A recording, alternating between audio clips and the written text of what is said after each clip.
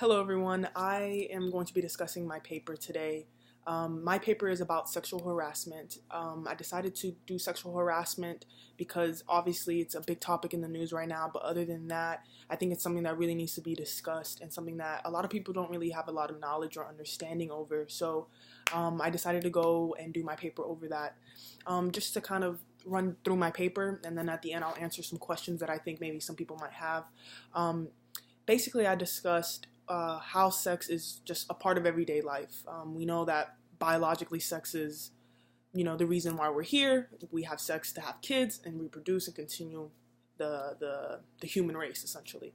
Well, sex also is, has become correlated with power as well, and you tend to see people who are in powerful positions utilizing that position to obtain sexual favors, or maybe be able to make sexual remarks without getting any, repercussions, because of the position they hold, because of the stature, status, etc.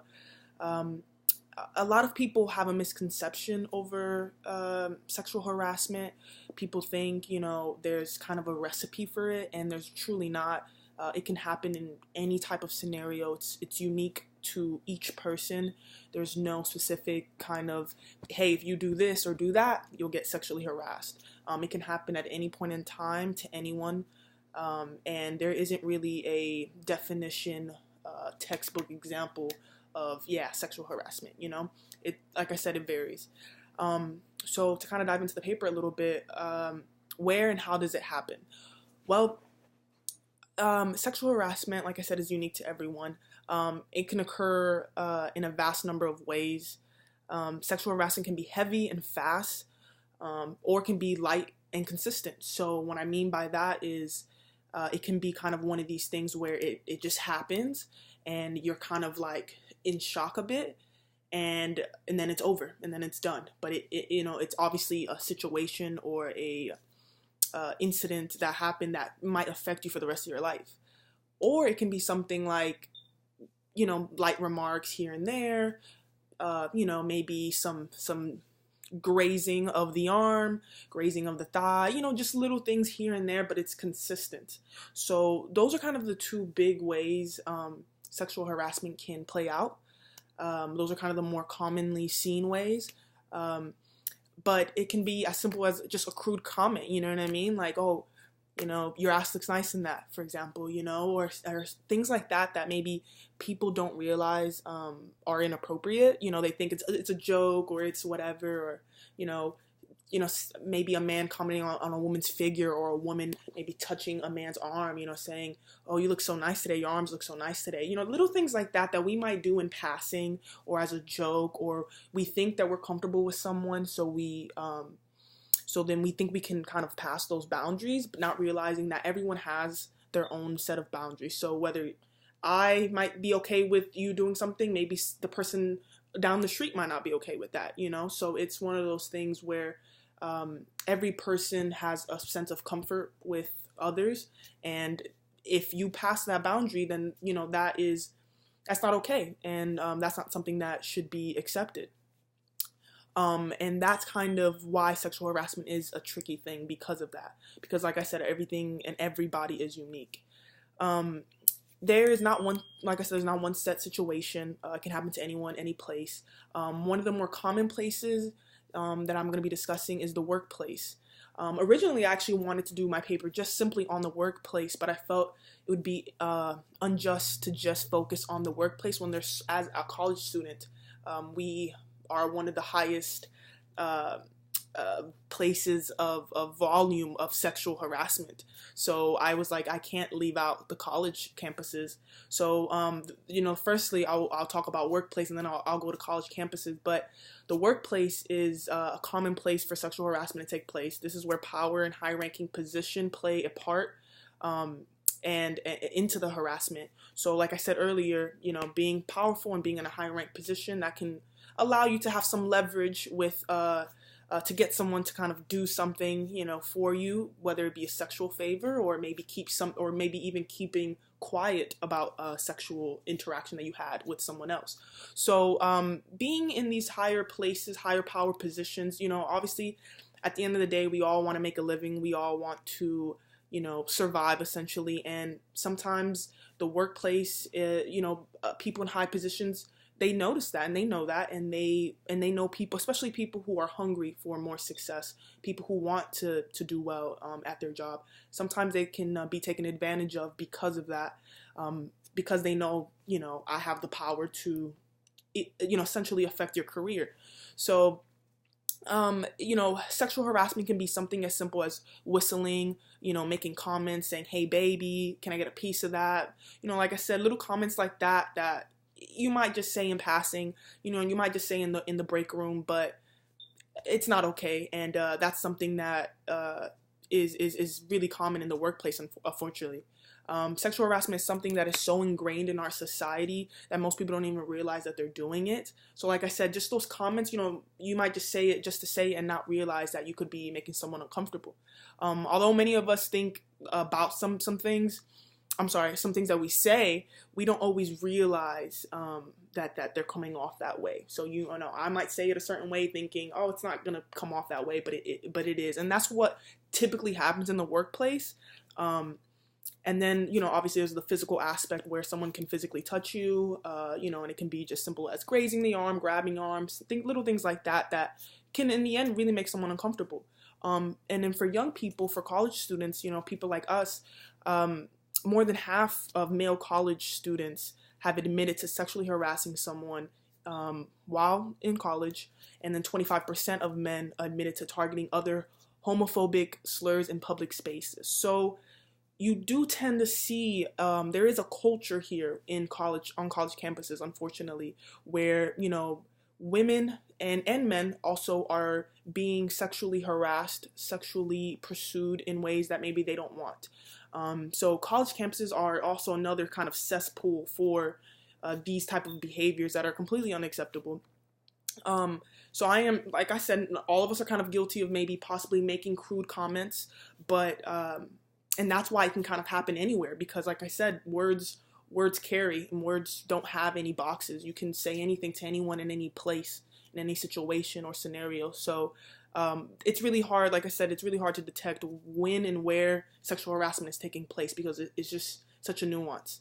Why it happens. I think for obvious reasons, it happens because people love sex. People desire sex. The human body craves sex. Sex is not just something about sexual harassment, but it's not just physical. Sexual harassment can be something completely verbal.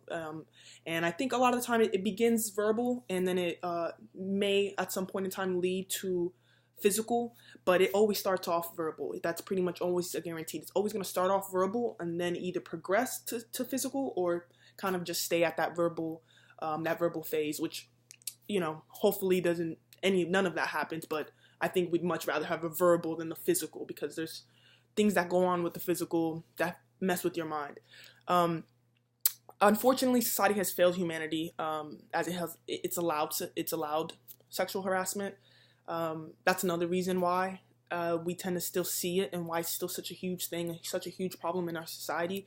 It's like it's allowed in essence, to kind of, I don't want to say give credit to the harassers, but if I love cake and someone tells me every day I can eat cake without getting any repercussions, I'm probably going to do it, and I'm probably not going to feel bad about it because I'm being told it's okay.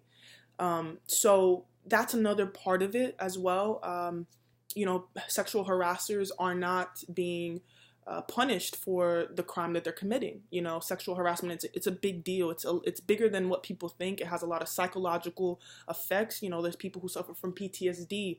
There's people who suffer from physical, they can't become physically intimate with others.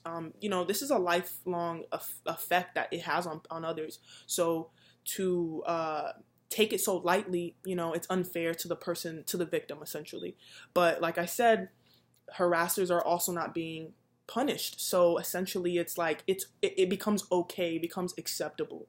And I think that's part of the reason why you still see that around.